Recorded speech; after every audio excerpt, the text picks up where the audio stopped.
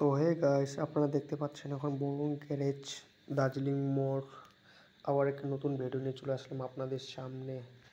এখন ডেন্টিং হচ্ছে, ডেন্টিং মোটামুটি প্রায় শেষ, এখন ফিটিং করতেছে। তো আমরা এখন পেন্টিং লাইনে যাব। তো একটু রেড পেপার দিয়ে ঘষে নিচ্ছি, কেন ডেন্টিংয়ের জায়গা। তো পরিষ্কারের জন্য 400 নম্বর পেপার দিয়ে ঘষে নিচ্ছি যাতে সুন্দর হয়। বাম্পার আর ফেন্ডার দুটাই রং হবে।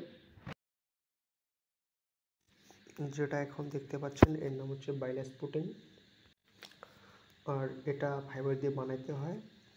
এটা আমি এখন ফ্যাট আউট করে নিচ্ছি ফাইবারের মধ্যে। তো এখন বাইলাস পুটিংটা মার্কারে টানবো, দেখতেই পাচ্ছ সুন্দরভাবে টানতে হবে। এটা 3 কোট টানতে হয়, এটা ফার্স্ট কোট মারলাম। তো বাইলাস পুটিং আমাদের মেকআপ হয়ে গেছে, ফেন্ডার আর মার্কার। তো বাইলাস পুটিংটা আমি এখন গুটকা দিয়ে 150 নম্বর পেপার দিয়ে কাটে নিচ্ছি সুন্দরভাবে। আর বাইলাস পুডিংয়ের ফিনিশিংয়ের জন্য 320 মারতে হবে পরে, কেন কি পুডিংটা যাতে মেকআপ নেয় সুন্দরভাবে। তো আমার প্রথম পুডিং হয়ে গেছে আর মোছানো চলছে। এখন আমরা যাব সেকেন্ড পুডিংয়ে। আমরা এখন টি পুডিং টানবো। মোটামুটি আমাদের এটা টি পুডিং, এটা 3 কোট টানতে হয় মোটামুটি ফিনিশিংয়ের জন্য। 3 কোট টানতেই হবে, নাহলে মেটালিক কালার আবার।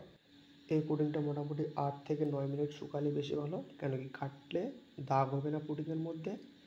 তো আমরা এখন শুরু করব। তো আমরা এখন টেপ পুডিংটা কাটবো ফিনিশিংভাবে সুন্দরভাবে।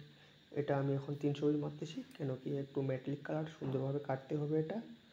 আর আপনারা দেখতেই পাচ্ছেন কীভাবে হাত চালাচ্ছি। খরচটা যে আছে খরচটা অ্যাকুরেট মিলাইতে হবে। তো 300 নম্বর দিয়ে এখন গুটকা মারতেছি। 300 নম্বর পরে আমি 400 নম্বর দিয়ে আরেকবার হাত মারবো, কেন হাত মারতে হবে সুন্দরভাবে কাটতে হবে এটা। আর একবারে দেখতে হবে যে একটা স্পট যাতে না হয় গাড়ির মধ্যে, পুটিংয়ের মধ্যে। আর গুটকাটা একটু লম্বা চালাইতে হবে। যারা নতুন নতুন শিখতেছো তাদের জন্য এই ভিডিওটা একদম পারফেক্ট। তো দেখো, তো টিপুনিটা আমাদের এখন কাটা হয়ে গেছে। তো আমরা এখন হেডলাইটটা একটু টেপিং করে নেব সুন্দরভাবে, যাতে একটুকু রং না লাগে। তো টেপিং করা হয়ে গেছে, এখন আমরা সার্ভিসার মারবো। এই যে সার্ভিসার মারাতেছি, সার্ভিসার কিন্তু 1 কোটে ফিনিশ হয়। তো কীভাবে সার্ভিসার মারবা, হাফ লিটার থিনারে হাফ লিটার সার্ভিসার পরে। তো দেখো, এই যে আমার সার্ভিসার মারা হয়ে গেলো। এখন এই সার্ভিসারটা কিন্তু একটু মোটা করে মারতে হবে, সুন্দরভাবে মারতে হবে। সার্ভিসার মারার পর একটু বাইরে বাইরে একটু রবিন করে নেবা, যে পর্যন্ত রং হবে তার একটু দূর থেকে একটু রবিনটা সুন্দরভাবে মারিয়ে নেবা।